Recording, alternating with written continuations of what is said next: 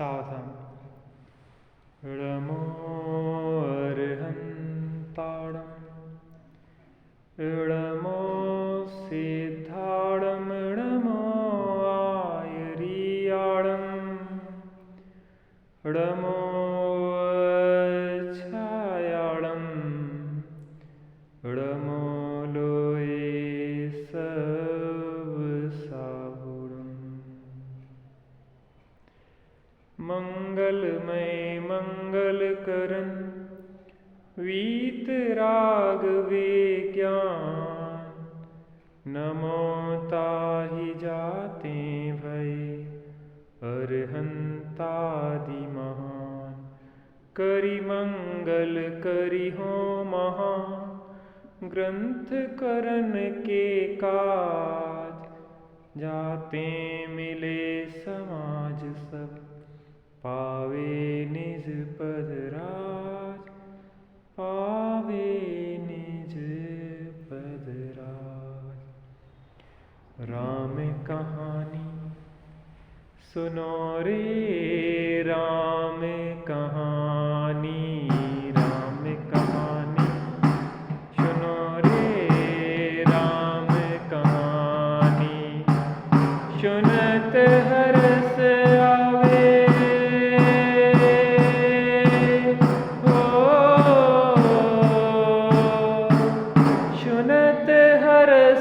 आवे वीरा की वाणी राम कहानी सुनो रे राम कहानी राम कहानी सुनो रे राम कहानी। श्री राम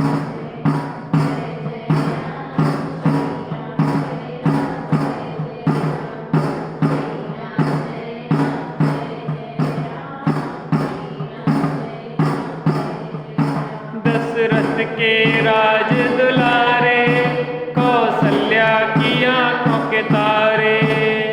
ओ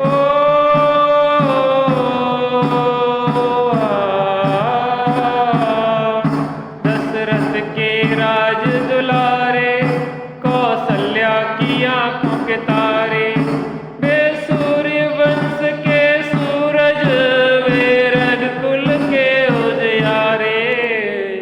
रवि सेन गुरुवर बोले हो रवि सेन गुरुवर बोले अमृतमयी वाणी।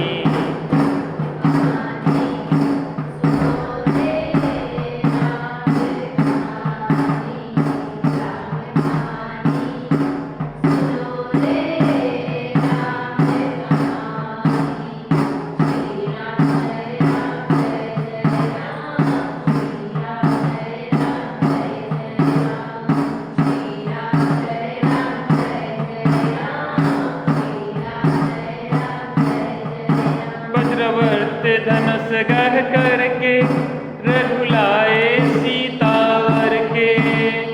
ओ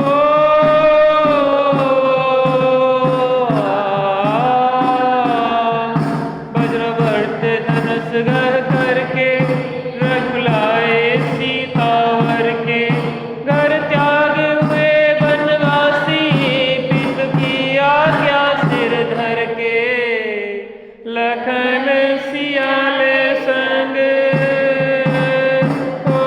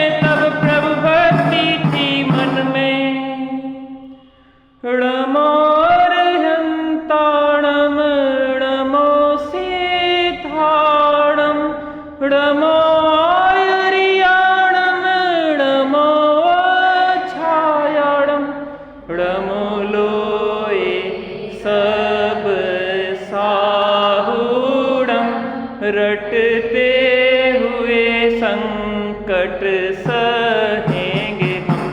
जिन धर्म हमने समझा मरम,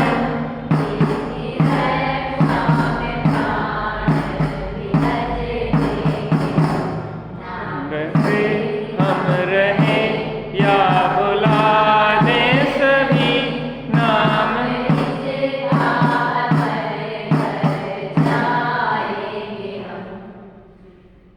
बोलो बीतरागी श्री रामचंद्र की।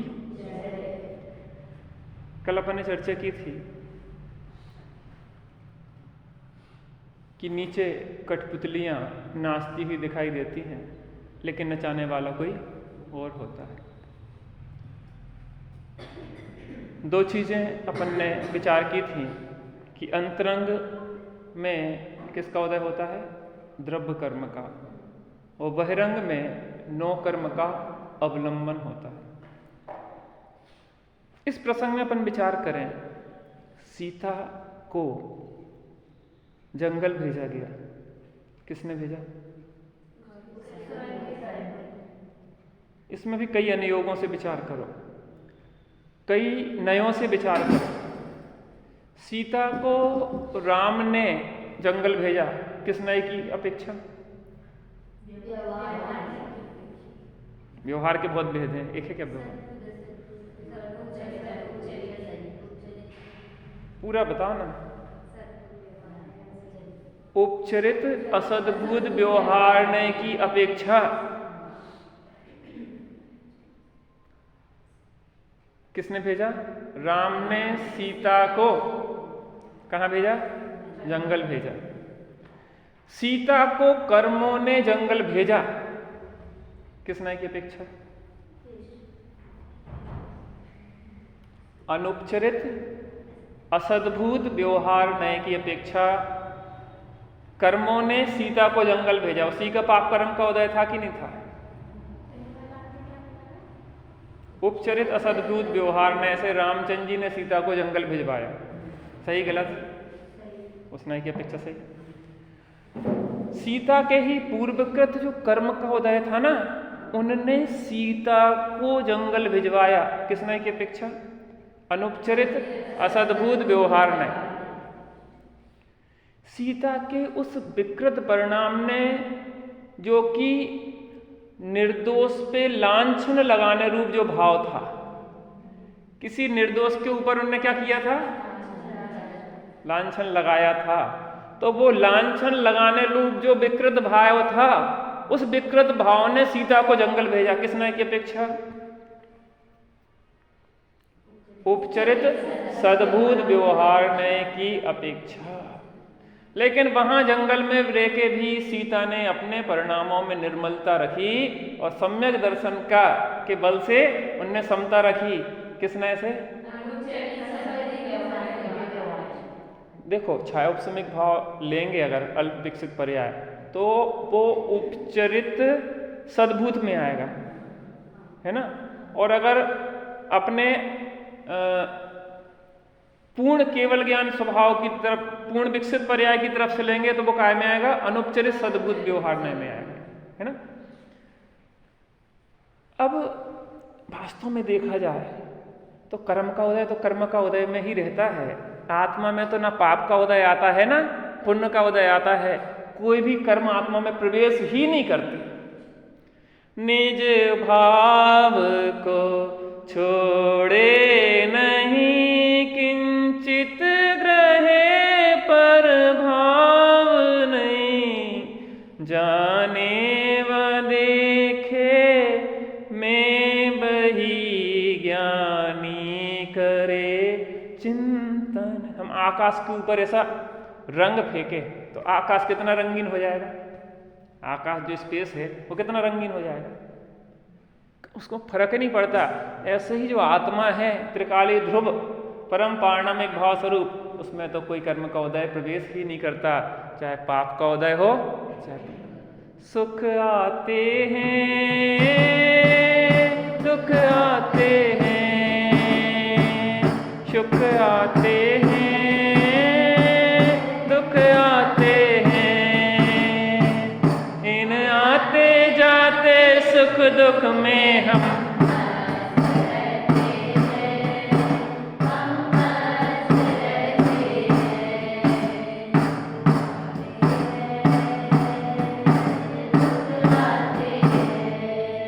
एक ऐसा तत्व है जो अप्रभावी रहता हर उदय से, उदय उदय में ही रहता है, नहीं प्रविष्ट हो आत्मा में, आत्मा में प्रवेश ही नहीं करता। किस नय से? परम शुद्ध निश्चय नय से।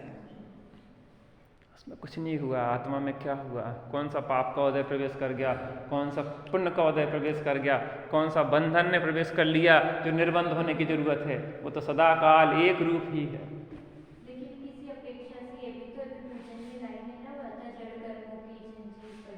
जड़ कर्मों की चर्चा तो कर ली अपन ने, द्रव्य कर्मों की चर्चा भी कर ली अपन ने, भाव कर्मों की भी चर्चा कर ली। सीता के कर्मों ने सीता को जंगल में भेजा अनुपचरित असद्भुत व्यवहार ने से। द्रव्य कर्म जो हैं जी, सीता के पाप कर्म को उदय ने भेजा ना। नहीं, जो वो आ रहे हैं सर, मेरे सर्वात्म प्रदेश, तो प्रदेश का आत्मा की क्या मतलब वो नहीं आता है जड़ कर्मों की जंजीर पड़ी मेरे सर्वात्म प्रदेश। तो जड़ कर्म कोई अलग थोड़ी ना रहते आत्मा से, आत्मा के साथ ही एक क्षेत्रावगाह संबंध रहता उनका। कहाँ रहता? आत्मा उसका ऐसा एग्रीमेंट होता कि जब तक आयु है या जब तक वो कर्म नहीं खिर जाते तब तक वो आत्मा के साथ एक क्षेत्रावगाह संबंध रूप रहेंगे। यद्यपि ये बात भी सत्य है कि वो पुद्गल हैं और ये जीव हैं। मूर्तिक और अमूर्तिक का संबंध कैसा होता है कि इतना ही एग्रीमेंट है कि एक साथ बने रहेंगे, एक साथ बने रहेंगे। उन आत्मा में वो कर्म से छूट नहीं सकते जब तक कि वो उसका उदय में आके खिर नहीं जाए। तो वो बात उस तरफ से विचार करो। और अपने ही भावों का फल है। विकृत भाव जो किए थे ना सीता ने, दूसरे पे लांछन लगाया था, तो वो विकृत भाव तो ये किस में आ जाएंगे? उपचरित सद्भुत व्यवहार नय में आ जाएंगे। अपन जब दृष्टिकोण, नाना दृष्टिकोण से विचार करते हैं तो बहुत सारे विषय निकलते हैं। राम ने रावण को मारा था, ये किस नय की अपेक्षा से? राम नहीं, लक्ष्मण ने रावण को मारा, किस नय की अपेक्षा से? उपचरित असद्भुत व्यवहार नय। उपचरित असद्भुत व्यवहार नय क्यों है? नहीं, उपचरित असद्भुत व्यवहार नय माने वो असंश्लिष्ट संबंध वाले हैं, माने आत्मा के साथ संबंधित नहीं है। ऐसे दूर के रिश्तेदार के रिश्तेदार हैं, दूरी है ना उनसे अपने साथ। तो लक्ष्मण ने रावण को मारा किस नय की अपेक्षा से? उपचरित असद्भुत व्यवहार। लक्ष्मण अपने कर्मों के कारण मारा गया, आयु कर्म क्षीण हो गया था, किस नय से? अनुपचरित।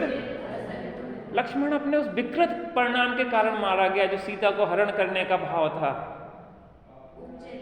उपचरित सद्भुत व्यवहार नय। रावण की जो आत्मा है उस आत्मा में तो कोई प्रवेश कर्म ही नहीं करते। वो आत्मा तो कैसी है? शुद्ध बुद्ध चैतन्य रूप है। उसमें तो ना शुभ कर्म प्रवेश करते हैं ना अशुभ कर्म प्रवेश करते हैं। आत्मा तो अगर पापी हो गई होती तो फिर उसको कभी सुधार ही नहीं हो सकता था। रावण सम्यक दर्शन प्राप्त करके अपने कल्याण में लगेगा, किस नय से? उपचरित सद्भुत व्यवहार नय। छायोपसमिक भाव है ना, एक दिश शुद्ध भाव। रावण केवल ज्ञान प्राप्त करके मोक्ष जाएगा, अनुपचरित सद्भुत व्यवहार नय से। सब समझ में आ रही है आप लोग? सब पढ़े लिखे अपन राम कहानी नहीं पढ़ रहे, अपन सब कर्मों की कहानी भी पढ़ रहे हैं। विकास भैया कर्मों की कहानी भी पढ़ रहे हैं कि कैसे कैसे कर्म कैसे कैसे जीवों को रुलाते हैं। अपने ऐसे कर्म का उदय आया तो अपन क्या करेंगे? रोएंगे, गाएंगे। सीता ने समता रखी तो अपन क्या विषमता रखेंगे क्या? अभी अपने यहाँ एक सीता हुई आपके खानदान में, एक राम हुए थे 10-12 दिन पहले। घर घर में राम है और घर घर में सीताएं हैं, तो अयोध्या नहीं कहलाई है, अयोध्या नगरी हो गई आपके यहाँ। मजेदार है जीवन। तो यहां पर विचार कर रहे थे कर्म, सीता का कर्म का उदय। सीता को जंगल किसने भेजा? उसके कर्मों ने। रामचंद्र जी कहेंगे अगर रामचंद्र जी ने सीता को जंगल भेजा तो किसने से? उपचरित असद्भुत व्यवहार ने से। सीता के कर्मों ने सीता को जंगल भेजा, अनुपचरित असद्भुत व्यवहार ने से। सीता के विकृत परिणामों ने सीता को जंगल भेजा, लेकिन आत्मा को नहीं। इसको थोड़ा और आगे बढ़ाना। सीता सम्यक दृष्टि ज्ञानी थी, इसलिए वेद विज्ञान किया उसने। तो किसने से? उपचरित सद्भुत व्यवहार ने से। अरे ये वही सीता जो भविष्य में केवल ज्ञान प्राप्त करेगी। अरे आत्मा में तो कोई कर्मों का प्रवेश होता ही नहीं है। जब आत्मा में कर्म प्रवेश करें तब तो उसको दूर करने की जरूरत है। आत्मा तो अबद्ध और अस्पृष्ट है, अनन्य नियत और अविशेष और असंयुक्त है। शुद्ध न से देखा जाए तो सभ्य शुद्धाहु शुद्ध न है। ना वहां पे शरीर है, ना कर्म है, ना राग है, ना द्वेष है, ना मोह है, ना काम है, ना क्रोध है। आत्मा तो अबद्ध स्पष्ट है। जिन नयों की भाषा है, कब कहां से कौन दृष्टिकोण से अपन को विचार करना है, अपने को कितनी समता आती है। अब इसमें विचार थोड़ा सा करें। अपन सीता की जगह है, अपन क्या करें? किस किस प्रकार से विचार करें? राम ने सीता को जंगल भेजा तो सीता किसका दोष देखे? राम ने सीता को जंगल भेज दिया तो सीता किसका दोष देखे? समय सार की गाथा है, शायद बंद अधिकार की है मेरे ख्याल में।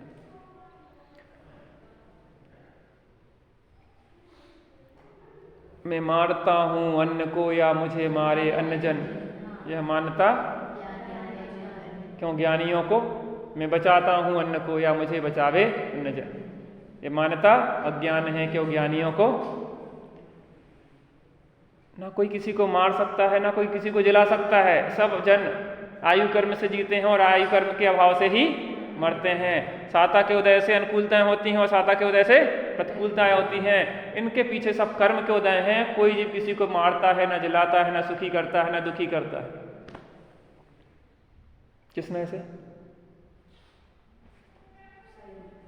अनुपचरित असद्भुत व्यवहार ने कर्मों पे ले आए। देखो पता कितने बड़ी सूत्र दे रहे हैं। दीदी ध्यान से सुनो। हम दूसरों को दोष देते रहते हैं। हम किसके कारण परेशान है? मम्मी के कारण परेशान है, दिन भर टोकती रहती है। किसके कारण परेशान है? टोकती कि नहीं टोकती मम्मी? डांटती कि नहीं डांटती? कभी पिटाई भी लग जाती होगी। मम्मी वैसे बहुत सीधी सच्ची है तुम्हारी, गऊ है गऊ। फिर भी डांट तो देती ही होंगी, कभी झुंझला के डांट तो गल जाती है, मार तो नहीं गलती होगी, डांट देती होगी। मम्मी बहुत खराब है। अब मम्मी खराब है कि तुम्हारे कर्म का उदय खराब है? कर्म का उदय खराब है कि वर्तमान में तुमने खराब परिणाम किए?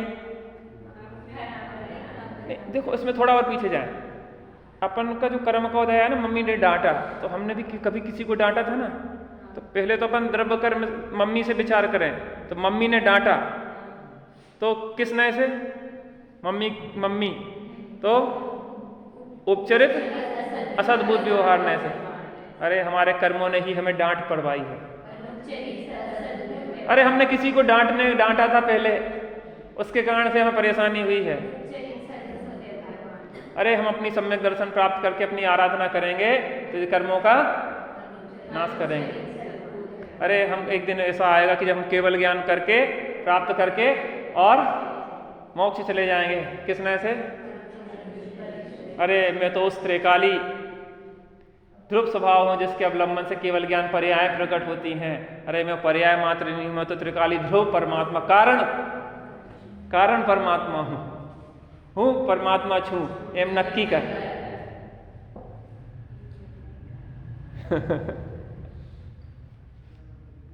समय सार पढ़ा रहे हैं आपको हम यहाँ पे, हम द्रव्य संग्रह भी पढ़ा रहे हैं आपको।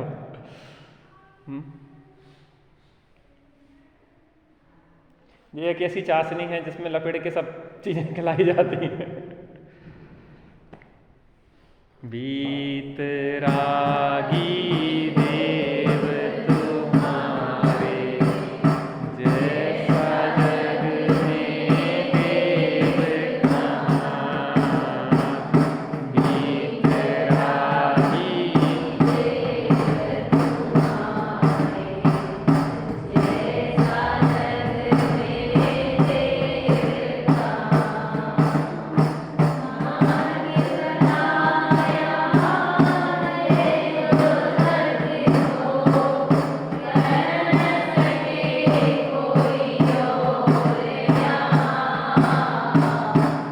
बीतरागी देव तुम्हारे, जैसा पृष्ठ क्रमांक 242, छंद क्रमांक 95। हम लोगों से आपस आपका क्षण भर सुना न जाता। हम लोगों के लिए चित्त में सुचरित्र है सीता।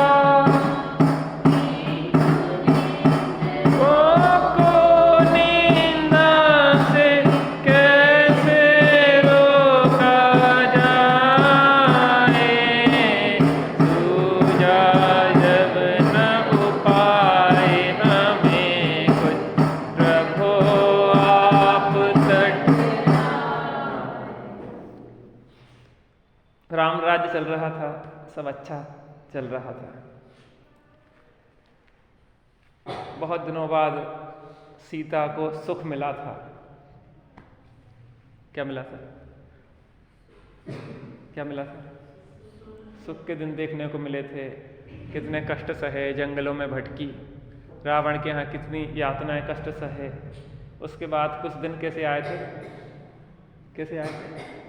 सुख के दिन आए थे, लेकिन किसी की नज़र लग गई। आप लोगों को नज़र तो नहीं लग जाती? आजकल लोग पैर में धागा पहने रहे, तो तुम पहने कि नहीं पहने? नज़र नहीं लग जाती। क्या के लिए पहने रहते वैसे? इसको हमें अभी तक समझ नहीं आया। अच्छा, लड़कियां, लड़की लड़के दोनों पहनते हैं। आजकल तो सब एक से चलने लगे, कपड़े भी लड़की लड़कियों के एक से हैं। एक जोड़ी खरीद ली है तो पत्नी ने भी वही पहन ली है, पति ने भी वही पहन ली है, सबके लिए बराबर है। एक बार क्या हुआ, एक जगह पति पत्नी भोजन कर रहे थे। पति भोजन कर रहे थे, पत्नी पंखा झल रही थी। और फिर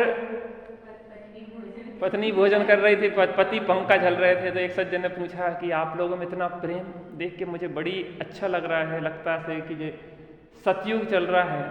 कहने भैया ऐसा कोई प्रेम नहीं है, दरअसल क्या है, दांतों का सेट एक ही है। जब इनने खा लिया, दांतों का सेट इनने निकाल के हमें दे दिया। समझ में नहीं आया, दांत का जोड़ा एक ही था, तो दोनों के दांत नहीं थे, बूढ़े थे दोनों। तो दांत जब उनने भोजन कर लिए तो सेट एक ही है, डबल खर्चे क्या हो करे। तो जब तक हम इंतजार कर, सेट नहीं आनते, दांतों का जोड़ा तो एक ही है। तो इनने खा लिया, तो इनने दिया, तो हमने लगाया पर हमने खाया है। ऐसे प्रेम चल रहे हैं। तो ऐसे ही पति पत्नी के एक से ही कपड़े हैं, तो कभी पत्नी पहन गई और कभी पति पहन गए। लेकिन ये योग परंपराएं नहीं है। अपन राम राज्य की बात कर रहे हैं तो वही करना पड़ेगी हमें। अब यहाँ पे कलयुग की बात करेंगे तो फिर अलग बात है। तो वो सब सुख के दिन चल रहे थे, लेकिन उसको किसी की नज़र लग गई और अचानक सीता ने दो स्वप्न देखे कि दो अष्टापद उनके मुख में प्रवेश कर रहे हैं। तो और सीता पुष्पक विमान से गिर पड़ी। एक का फल तो ये था कि दो तद्भव मोक्षगामी चरम शरीरी पुत्र तुम्हारे गर्भ में प्रवेश कर गए हैं जीव। दूसरा यह है कि तुम्हारे ऊपर कोई भारी संकट आने वाला है। प्रभु की भक्ति पूजा उपासना में अपने मन को लगाया, सब प्रकार से किमिक्ष दान आदि दिया, सब प्रकार से प्रयत्न किए, लेकिन कर्म के उदय को कौन टाल सकता है। नगर में अपवाद फैल गया। मेरे पढ़ने में अभी तो नहीं आया कि वो धोबी का प्रसंग बताते हैं, और मैंने पश्चाताप में हुक्मचंद भारेले के वो सुना है, लेकिन मुझे इसमें वो प्रसंग पढ़ने में नहीं आया। हो भी सकता है जो भी हुआ कि वो धोबी की धोबिन किसी के साथ भाग गई और कुछ दिन रहने के बाद वो फिर धोबी के पास वापस आ गई और धोबी ने उसको कहा कि तुम कुसील करके आई हो और मैं अपने पास नहीं रखूँगा। तो उसने उलाहना दिया कि जब राजा राम सीता इतने समय तक रावण के यहाँ रही और उनने अपने पास रख लिया, स्वीकार कर लिया, तो तुम मुझे क्यों नहीं रखोगे? तुम्हें रखना पड़ेगा, नहीं तो मैं रिपोर्ट कर दूंगी पुलिस में। पता, अभी मैं एक दिन एक वीडियो देख रहा था, जितना शोषण स्त्रियों का नहीं होता उससे ज्यादा शोषण पुरुषों का होता है स्त्रियों द्वारा। आपको एक अचरजकारी लगेगा, मैं आपको समझ में आएगी ये बात कि क्या है इसकी सत्यता। घर में कई बार स्त्रियां ब्लैकमेल करती हैं, अगर तुमने मेरी बात नहीं मानी तो मैं पुलिस स्टेशन चली जाऊंगी, अभी मैं आपके खिलाफ FIR कर दूंगी, शोषण का अपराध। और दहेज मांग रहे थे जो मुझे मारना चाह रहे थे, झूठे बलात्कार की रिपोर्टें, फाइलें भरी पड़ी हैं आज पुलिस स्टेशनों में। थोड़े से कपड़े फाड़े और पहुंच गया कि जे हमारे साथ जे जमीनी विवाद हो, जे है वो हो। ये भी शोषण है। आप किसी के साथ गलत नहीं करना चाहिए। जगह जगह जी चीजें हो रही हैं, स्त्रियों का शोषण हो रहा है और स्त्रियों द्वारा भी शोषण हो रहा है, पुरुषों का ब्लैकमेलिंग हो रही है। मैंने देखा है कि वो बार बार एक की बहू हमारी रिलेटिव है, दूसरी जगह शादी हुई, तो वो पता घर के सीधे सच्चे लोग उन्हें जिसके लिए ब्लैकमेल करी थी कि अगर तुमने मेरी बात नहीं मानी तो मैं फांसी लगा दूंगा। सीधे सच्चे कि भैया तुम जो कहो वो कर देंगे, फांसी नहीं लगा, हमारे घर की कलंकित हो जाए। ये ब्लैकमेलिंग चल रही निरंतर, पति को निरंतर कि मैं आपको उसमें फंसा दूंगी इसमें। पर आज सरकारें भी उसके लिए पूरा स्त्रियों के साथ हैं। ये गलत है। ये बात नहीं है कि हम पुरुष हैं तो हम पुरुष दूसरे का शोषण करें, या हम स्त्री हैं तो हम दूसरों का शोषण करें। आप दूसरे का शोषण करेंगे तो कल आपका शोषण भी होगा। इसलिए किसी को सताने का अधिकार न स्त्रियों को है न पुरुषों को है। अपन किसी को नहीं सता। अरे जो अपना कर्म का उदय आए समता से उसको सह के निकाल लो। तो सीता का कर्म का उदय आया तो वो धोबी का जो दृष्टांत उसमें मैंने पश्चाताप में पढ़ा, तो उन्होंने कहा कि तुम क्यों नहीं रख रहे हो, रखना पड़ेगा। तो उसने ब्लैकमेल किया, उसने उसको रखना पड़ा मजबूरी में। धीरे धीरे ऐसा हुआ कि अयोध्या में इस तरीके की प्रथाएं हो गई। कोई भी स्त्री किसी के साथ भाग जाए, कुछ दिन वहां घूम घाम के आ जाए और फिर पति से कि तुम्हें रखना पड़ेगा क्योंकि राम ने रखा। धीरे धीरे जब ये प्रचलन हुआ तो वहां पे जो भद्र पुरुष थे वो कहने लगे इससे तो एक गलत परंपरा चलने लग जाएगी, सब जगह कुसील फैलने लग जाएगा। और किसी प्रकार से वो कोई राम के प्रति कोई नीचापन का भाव नहीं था, और ऐसा भी नहीं था कि सीता के प्रति उनके मन में भी कोई वो दुर्भाव था कि वो नहीं जानते थे कि सीता निर्दोष है, वो भी समझते थे नगरजन। लेकिन मजबूरी ये थी कि इस स्थिति का कैसे निष्कर्ष निकालें, कैसे गलत परंपराओं को दूर किया जाए। तो वो आए और वो कहने लगे कि हम लोगों से अपस आपका क्षण भर सुना ना जाता, आपका अपयस हो रहा है, हम लोगों से सुना नहीं जाता। देखो व्यक्ति मुंह पे नहीं बोलता लेकिन क्या कहते हैं, खुसर पुसर करते रहते, काना फूसी जिसको कहते हैं। आपके यहाँ क्या कहते हैं? काना फूसी। पता है तुमकी लड़की भाग गई, कान में कह देंगे, उससे कोई नहीं कहेगा अरे उसका ऐसा हो गया। क्या कहेंगे? कान में कह देंगे खुसर फुसर। खुसर पुसर से सामने कोई नहीं कहेगा, खुसर फुसर खुसर फुसर खुसर फुसर में पूरे में फैल जाएंगी बात। तो उस समय भी अब आते हैं तो वही है आदमी की, तो खुसर पुसर शुरू हो गई। तो हमें जो इतनी फैल रही है बातें और आप तक तो कोई की हिम्मत नहीं पड़ती है आने की। तो विजय सेठ आए कि आप स्वामी कुछ निष्कर्ष निकाले, और हम लोगों के लिए चित्त में सुचरित्र है सीता, सीता सुचरित्र है, हम समझ रहे हैं सीता में कोई दोष नहीं है। लेकिन किंतु निंदकों को निंदा से कैसे रोका जाता, कहने वालों को कैसे रोकेंगे? सूझा जब ना उपाय हमें कुछ प्रभु आप तट आए, जब हमें कोई और उपाय सूझा नहीं है तो हम आपके पास आए। अब आप निष्कर्ष जैसा उचित आप अब समझे सत्वर वैसा कीजिए, अपने अपने भवन गमन की हमको आज्ञा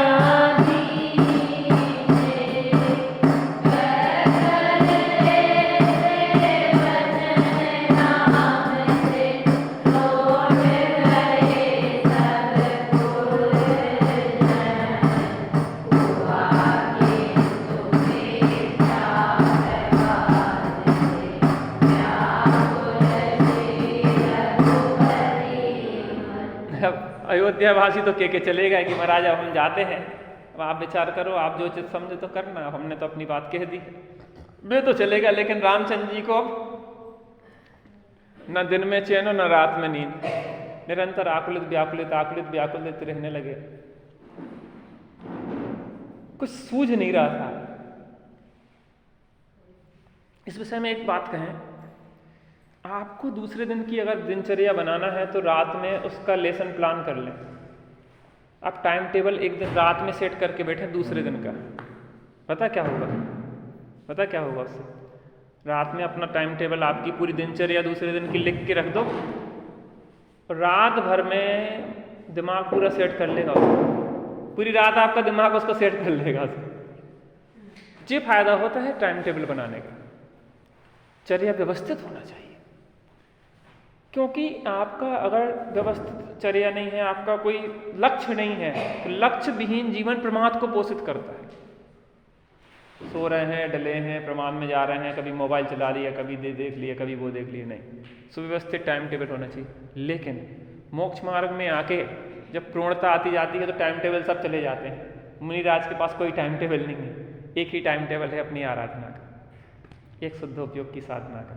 भोजन करते हैं तो शुद्धोपयोग के लिए, उपवास करते हैं तो वो सबके लिए नहीं है, लेकिन हम जिस स्थिति में उसमें हमें टाइम टेबल बना के चलना होगा कि अपन को इस तरीके से दिनचर्या। टाइम टेबल से क्या होगा कि आप प्रमाद में नहीं जाएंगे, कहीं भी फालतू चीज़ों में दिमाग नहीं जाएगा। कुछ सकारात्मक जीवन में लक्ष्य लेके चलो।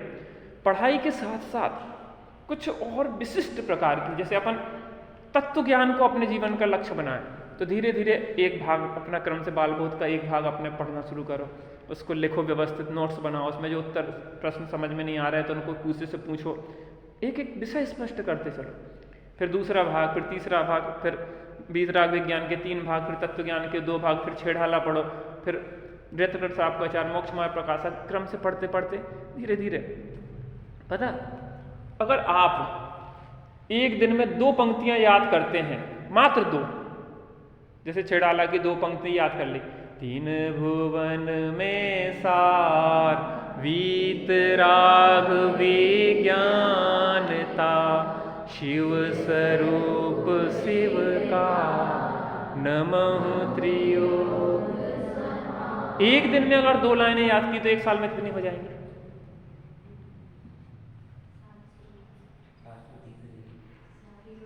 500 कितने? 730, माने 350 दूनी 700 और 15 दूनी 30। 730 पंक्तियां क्या कहलाती है आपको पता है? एक ग्रंथ पूरा रट गया आपको। कुछ लगता तो 2 लाइनें याद करने में कितनी देर लगना है? 5 मिनट में याद हो जाएगी, 10 मिनट में याद हो जाएगी। एक भजन की 2 पंक्तियां याद कर ली आपने एक दिन, इतना मजा आता है। हमें इतनी सारी याद क्यों हो गई? हम पिताजी हमें बीमार थे तो हम लोग पढ़ते रहते थे, उनको सुनाते रहते, पिताजी भी कहते सुनाओ सुनाओ सुनाओ, पढ़ते पढ़ते उनके बाद बैठे बैठे इतनी याद होती गई, हमें खुद नहीं पता कि हमें याद कैसे हो गई। पता, अपने आप याद आती जाती, हमें कुछ याद थोड़ी ना करना पड़ता, अपने आप याद, कुछ ना कुछ पंक्तियां जो पढ़ते थे वो याद मेमोरी में तो रहती है ना। मैं आपसे जो बात कह रहा ना, एक एक चीज आपके दिमाग में है, बिल्कुल छपती जा रही है वो बात। और जो पहाड़ी बीज बोते जा रहे हैं, पहाड़ी बीज जानते हैं, इसको एक बार बोझ लेने के बाद दोबारा देखने की जरूरत नहीं पड़ती, आप पहाड़ी बीज बो दिए हैं। अब भविष्य में आप इतने बढ़िया मजबूत वृक्ष बन के रहेंगे कि बिना खाद पानी के फैलते रहोगे। टाइम टेबल की बात कर रहे थे, यहाँ पे जो बात है ना, अब दिमाग में रामचंद्र जी के वो डाल दी ना, अब वो दिमाग चल रहा है उसका निष्कर्ष निकालने के लिए। ऐसी जो चीज़ का समाधान करना होता तो दिमाग में घूमती है ना, घूमती रहेगी और अंतोगत्वा दिमाग उसका निष्कर्ष निकाल देगा। ये अपन को क्या है, देखो इसमें 2 प्रकार से निष्कर्ष निकलते, या तो अपने मनमाने ढंग से निष्कर्ष निकालो, या किसी अज्ञानियों के साथ में जाओ उनसे निष्कर्ष निकालो, या जिनवाणी से निष्कर्ष निकालो, ज्ञानियों से निष्कर्ष लो उसका। ये अपन करना क्या है, अब इस स्थिति में हम क्या कर सकते हैं? तो अपने मनमाने ढंग से नहीं, जिनवाणी है ना, ज्ञानी गुरुजन है ना, उनसे पूछो कि अब हम क्या करें, हमें सूझ नहीं रहा उपाय, उनसे पूछ लो, तो तत्व ज्ञान आपको अच्छा निष्कर्ष निकाल के देगा। अब क्या होता है, वो तो चले गए, अब रामचंद्र जी के दिमाग में एक बहुत व्यथित हो गए, वो दुखी हो गए। मानो सिर पर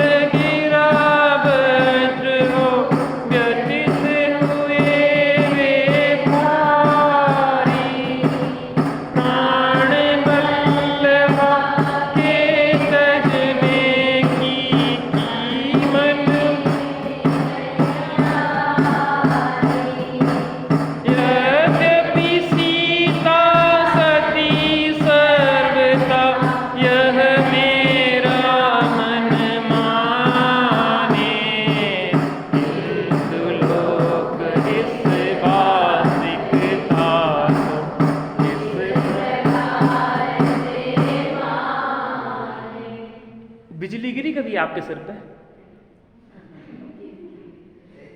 लेकिन रामचंद्र जी के ऊपर बिजली गिर गई। बिजली गिरने का मतलब ऐसा होता है कि जैसे कोई मर सा जाए, इतना बड़ा कोई घटना घट जाए कि ऐसा लगे कि मौत हो गई हो। राम और सीता का इतना प्रेम था, इतनी सारी रानियां थी 8000, लेकिन सीता विशेष थी। सीता के लिए रामचंद्र जी ने सबको ठुकरा दिया और सीता के लिए कितना युद्ध हुआ, सब हुआ, लेकिन वापस लाए। आप जो सोचो कि सीता कितने प्राणों से प्यारी थी, लेकिन जब सीता के वियोग की कल्पना हुई रामचंद्र जी को, तो एक वज्रपात हुआ। ऐसा लगा कि जैसे प्राण चले गए हों, क्योंकि सीता प्राण थी उनकी। साधर्मी हमारा प्राण है, साधर्मी हमारा प्राण। देखो, एक चीज में हम आपकी प्रशंसा करेंगे, आप लोग साधर्मियों का बहुत ध्यान रखते हैं, बहुत ध्यान रखते हैं। ये वात्सल्य है, हर जगह की कुछ विशेषताएं होती हैं, और यहाँ के लोगों में सरलता है। वास्तव में नहीं आपको प्रसन्न करने की बात कह रहा है कि यहाँ पे हूँ तो यहाँ की कहूँ वहाँ की, लेकिन है। लेकिन इसमें और अपन बढ़ोतरी कर सकते हैं। अपन साधकों के लिए साधना में सहयोगी हैं, अब हम खुद साधक बने, अब हम खुद साधना के मार्ग में लगे, हम खुद अंतर की आराधना करें, हमारा जीवन बहुत सुंदर आनंदमय हो। आराधना का मार्ग तो निर्ग्रंथ मार्ग है, निर्ग्रंथ दशा है, अंदर भावना भाव। एक इस जगह पे खड़े रहना कोई अच्छी बात थोड़ी ना है। कोई व्यक्ति एक ही क्लास में बार बार में रहे तो कोई कहे कि भैया आगे बढ़ो, कब तक खड़े रहो। चौथे गुण स्थान में भी ज्यादा समय रहने योग्य नहीं है, आगे बढ़ो ना पंचम में, नहीं तो नीचे गिर जाओगे। पंचम में हो तो मुनि दशा धारण करो, मुनि दशा में कहाँ है, फिर नीचे गिर जाओगे। अरे अरहंत दशा, सिद्ध दशा, मोक्ष जाओ, रही अनंत अनंत काल यथा तथा। तो रामचंद्र जी को ऐसा लगा कि जैसे किसी ने मेरे सिर पे वज्रपात कर दिया हो, बिजली गिर गई हो। प्राण बल्लभा के तजने की मन में तैयारी। लेकिन अब धर्म संकट चल रहा था, क्या करें क्या करें क्या करें। तो उन्होंने सोचा देखो, सीता को नहीं छोड़ेंगे तो बहुत राम राज्य रघुकुल रीत सदा चली आई, प्राण जाए पर। हमारी बात नहीं है, बात हमारी परंपरा की है। हमारी परंपरा में जो न्याय व्यवस्था चलती रही है, समाज के लिए सब कुछ छोड़ दिया है, देश के लिए, राज्य के लिए, प्रजा के लिए सब कुछ छोड़ दिया है, लेकिन प्रजा में कभी भी गलत रीति ना चले इसके लिए ध्यान रखा है। और राम ने निश्चय किया कि अब मैं क्या करूंगा, सीता को छोड़ दूंगा, अपने छाती पे पत्थर रख के। तकलीफ अंदर बहुत थी, लेकिन क्या करें, कोई उपाय सूझ नहीं रहा था। यद्यपि सीता सती सर्वथा यह मेरा मन माने। सीता को कोई शंका नहीं थी दूर दूर तक, सीता को भी शंका नहीं थी, परिवारजनों को भी कोई शंका नहीं थी, नगरजनों को भी कोई शंका नहीं थी, और जिस धोबिन ने आरोप लगाया था उसको भी शंका नहीं थी। लेकिन समस्या क्या होती ना कि अपनी गलती छुपाने के लिए हम किसी ना किसी का कुतर्क दे देते। अरे वे भी तो आ गए, उसको भी पता था कि सीता ने कोई वहां पे कुशीलनी सेवन किया, वो धोबिन भी कह रही, लेकिन बचने का, गलती हो जाए तो कोई ना कोई कुतर्क तो दे के अपने को बचाना चाहता ना व्यक्ति, उस कारण से उसने ऐसा कह दिया। लेकिन अब एक दूसरी समस्या जो खड़ी हो गई कि गलत परंपरा चलने लगी, कुशील फेरने लगा, गलत होने लगा। उस कारण से अब राम को निर्णय लेना था, और राम ने निर्णय लिया हम सीता को अब छोड़ देंगे। किंतु लोग इस वास्तविकता को किस प्रकार से माने, 10 मुंह 10 प्रकार की बात है। हम किस किस को सफाई देंगे, बात ये है ना, किस किस को सफाई देंगे। एक ने कहा, कल 2 कहेंगे, एक वर्षों 4 कहेंगे, हमारी बात कौन सुनेगा, फिर कौन समझेगा। और हमें राजा तो ऐसा होना चाहिए जो कि सब उसकी बात माने, वो सबसे श्रेष्ठ हो, महान हो, अनुकरण करने योग्य है। और अगर राजा ही कोई गलत परंपरा चलाएगा तो कौन सही हो। बसु नरक क्यों गया पता, एक झूठ से नहीं, एक झूठ की परंपरा चला दी, एक हिंसा की परंपरा चलाई, इसलिए वो नरक गया। एक झूठ बोलने से अगर नरक जाते होते तो अपन तो कितने झूठ बोल देते। लेकिन वो गलत परंपरा, जो हिंसा की परंपरा, यज्ञों में जो पशुओं की बलि देने जाने लगी, जलाने जाने लगा, वो गलत परंपरा आज भी चल रही है। ये गलत परंपरा। ऐसी रामचंद्र जी का राम राज्य था, आज हम राम राज्य की याद कर रहे हैं, क्यों? अगर रामचंद्र जी उस समय अगर निर्णय नहीं लेते तो आज रामचंद्र जी का राम राज्य याद करते हम।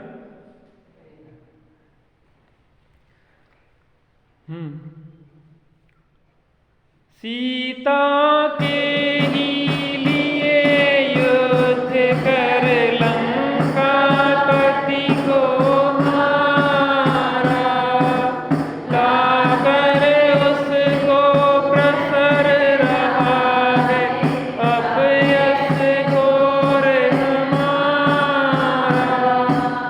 होता है प्रतिकूल देव जब सुख में दुख आ जाता, होते ही अनुकूल भाग में दुख में सुख जन।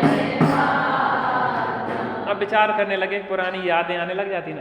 कई बार कोई का बिछो होने वाला हो तो अपन को पुरानी यादें आती हैं, हम ऐसे रहते थे, ऐसे खेलते थे, ऐसा करते थे, वैसा करते थे। कोई चला जाए, शांत हो जाए, मुझे अपने पिताजी की बार बार याद आती, क्योंकि बहुत निकट रहने का मुझे अवसर मिला और बहुत कुछ जो सीखा है और विशुद्धि प्राप्त की उनके निकटता के कारण रहे हैं। तो जब पिताजी शांत हो गए तो वो जहाँ पे लेटते थे वो बार बार उनकी नज़र जाती थी उस पर खाली जगह पे, तो याद आती थी, अरे पिताजी।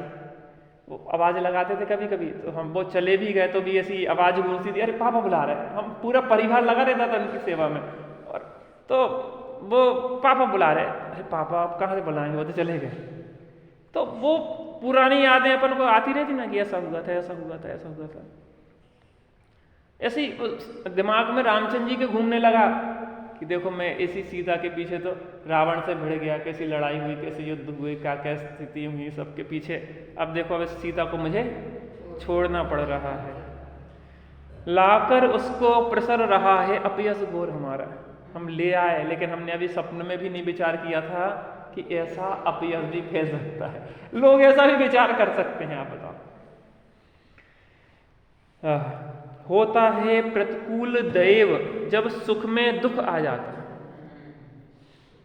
पापोदय में चाह व्यर्थ है नहीं चाहने। पाप का उदय हो तो क्या होता है? होता है प्रतिकूल दैव जब सुख में दुख आ जाता, सुख में दुख आ जाता। अच्छा करने कोई जाए उसमें भी क्या होता है? बुरा हो जाता है। होते ही अनुकूल भाग के दुख में सुख जन पाता। अब जैसे भैया, और जब पुण्योदय होता है ना, पुण्योदय में चाह व्यर्थ है सहज पने मन वांछित। हम नहीं चाह रहे, फिर भी बड़ी बड़ी चक्रवर्ती के पद मिल रहे हैं, ये पद मिल रहे हैं, वो पद मिल रहा है, सोचे भी नहीं, विचार भी नहीं करे, घर बैठे नौकरियां आ जाती हैं बिना सोचे। इतनी बड़ी बड़ी धन सामग्री सब कुछ, प्रभुत्व सब कुछ मिल जाता है। कौन चाह रहा है? नहीं चाह रहे। चाहने वालों को नहीं मिलता है और ना चाहने वाले को मिल जाता है। कब? जब देव अनुकूल होता है तो अनुकूलताएं सहज मिल जाती है ना चाहने पर। जब देव प्रतिकूल हो तो ना चाहने पर भी प्रतिकूलताएं आ जाती हैं। ये तो कर्म के उदय की स्थितियां होती हैं। रघुकुल का यश रहे देश में, इससे इसको छोड़ूं। सीता के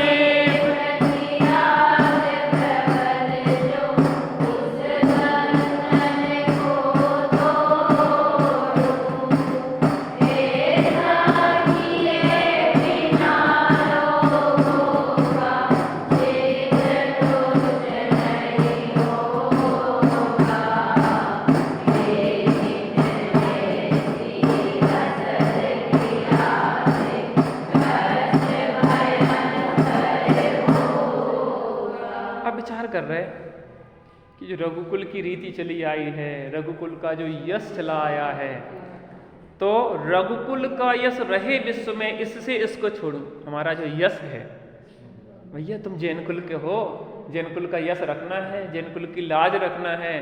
तुम जानते हो तुम सिद्धों के कुल के हो। हा? किसके कुल के हो? कैसे काम कर रहे हो? अरे रघुकुल, कितना आज तक रघुकुल की रीति चली आई है। रघुकुल में मान मर्यादाओं का कितना ध्यान रखा जाता था। तो कह रहे हैं कि रघुकुल का यश रहे विश्व में, इससे इसको छोड़ो। रघुकुल के यश को जिंदा रखने के लिए मुझे सीता को छोड़ना ही पड़ेगा। सीता के प्रति राग प्रबल जो, उस बंधन को छोड़ो। अब वो भी जानते थे कि सीता के प्रति मेरा राग बहुत ज्यादा है, अति राग है, अति राग।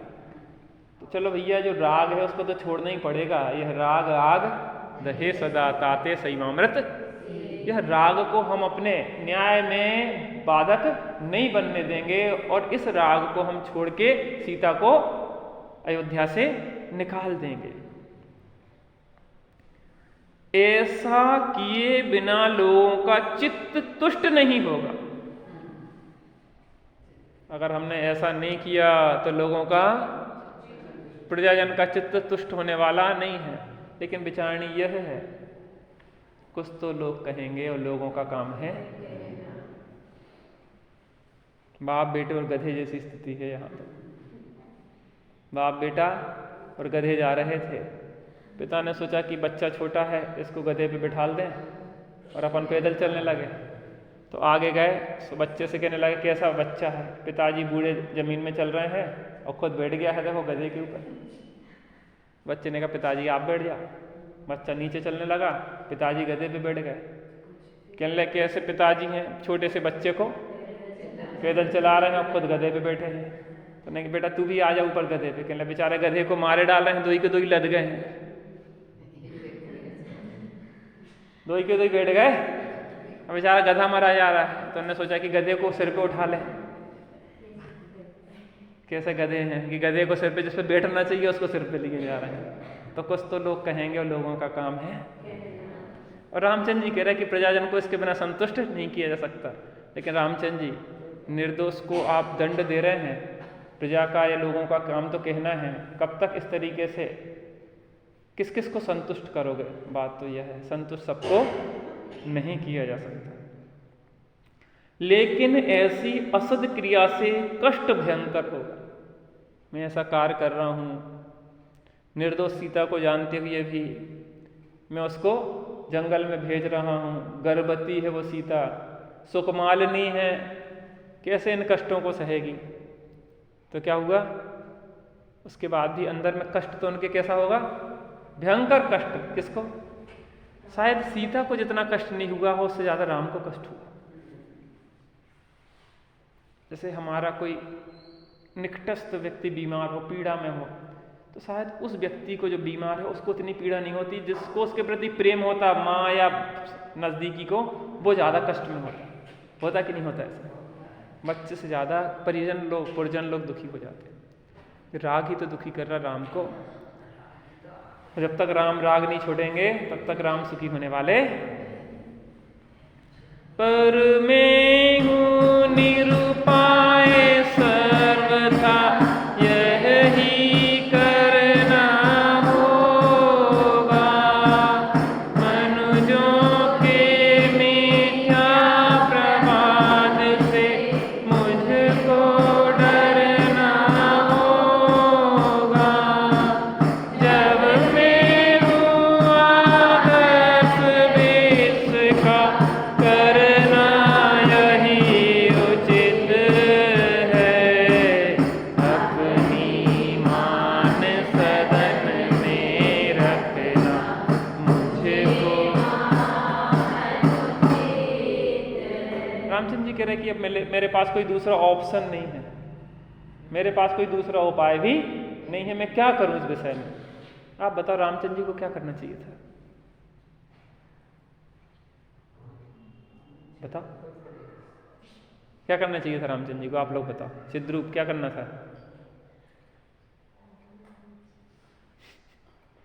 अब जैसे तुम लोग शांत होगा वैसे रामचंद्र जी को भी कुछ सूझ नहीं रहा था, और कोई बात सूझ ही नहीं रहा था। अब क्या करें? इस व्यवस्था में ऐसे ही चलना था। मनुजों के मिथ्या प्रवाद से मुझको डरना होगा। लोग कहते ना भैया भगवान से तो डरो, किसी और से नहीं डरो। तो दुनिया में मिथ्या जो हो रहा था, अपयश, उससे मुझे डरना होगा। जब मैं हूं आदर्श विश्व का, करना यही उचित है। लोग मेरा अनुकरण करते हैं, विश्व में मैं आदर्श हूं, और जब मेरे द्वारा ही ऐसा कार्य होगा तो फिर लोग कैसा अनुकरण करेंगे? मिथ्या अनुकरण में लग जाएंगे। इसलिए मुझे लोगों के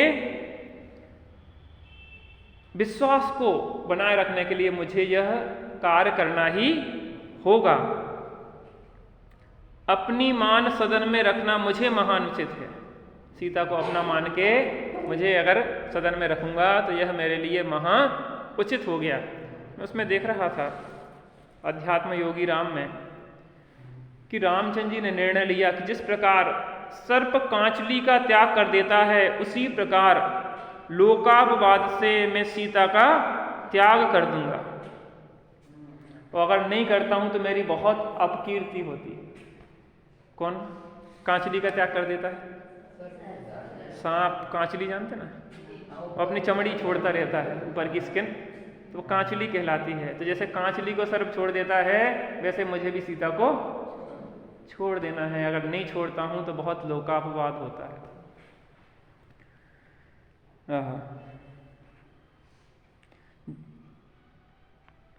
बार बार सीता संबंधी करके मन में विसद विचार, कह डाला निज एक वचन में लक्ष्मण को अपना निर्धार। सुन सीता लो पापवाद को, बोल उठा लक्ष्मण तत्काल, पहुंचा निंदक लोगों का आज नगर में अंतिम काल। रामचंद्र जी ने लक्ष्मण जी को बुलाया। किसको बुलाया? लक्ष्मण जी को बुलाया। लक्ष्मण से कहा कि लक्ष्मण, ऐसी ऐसी मिथ्या अपवाद अयोध्या में फैल रहा है और मैंने निर्णय लिया है कि सीता को मैं त्याग दूंगा। बार बार सीता संबंधी करके मन में विशद विचार, बहुत विचार किया, बहुत ऊहापोह चलता रहा। कभी अपने जीवन में कोई बड़ा निर्णय लेना हो तो कितने ऊहापोह चलते रहते, ये करें कि नहीं करें, कि करें कि नहीं करें, कि क्या करें या क्या नहीं करें, क्या होगा ऐसा करेंगे तो क्या होगा, ऐसा करेंगे तो क्या होगा। बहुत ऊहापोह चलते रहते हैं। तो उनके अंदर बहुत ऊहापोह चल रहे थे। कह डाला निज एक वचन से लक्ष्मण को अपना निर्धार। लक्ष्मण को बुलाया और लक्ष्मण को अपने आधे सिंहासन पर बिठाला। बैठो लक्ष्मण, और मैंने यह निर्णय किया है कि मैं सीता को त्याग दूंगा। और लक्ष्मण को तो गुस्सा वैसे ही आदि, तो लक्ष्मण खड़े होगा तलवार लेके। सुन सीता लोकापवाद को, बोल उठा लक्ष्मण तत्काल, आ पहुंचा निंदक लोगों का आज नगर में अंतिम काल। कौन, किसकी हिम्मत है कि माता सीता के ऊपर, माता सीता के ऊपर कोई भी लांछन लगाए, उसका काल आ गया है, मेरी तलवार उसके मस्तक को धड़ से अलग कर देगी। आप नाम तो बताओ। रामचंद्र जी ने कहा किस किस के मस्तक धड़ से अलग करोगे? पूरे नगर में, अयोध्या में, राज्य में यह अपवाद फैल रहा है, किस किस को मारोगे?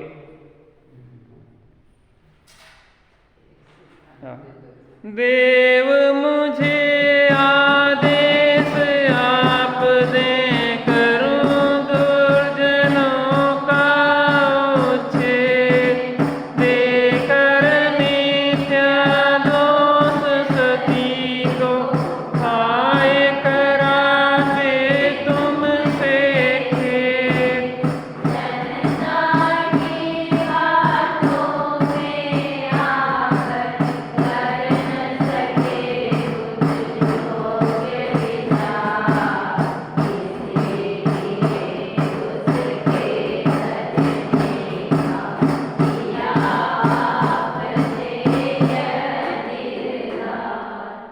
आदेश दें तो मैं क्या करूंगा?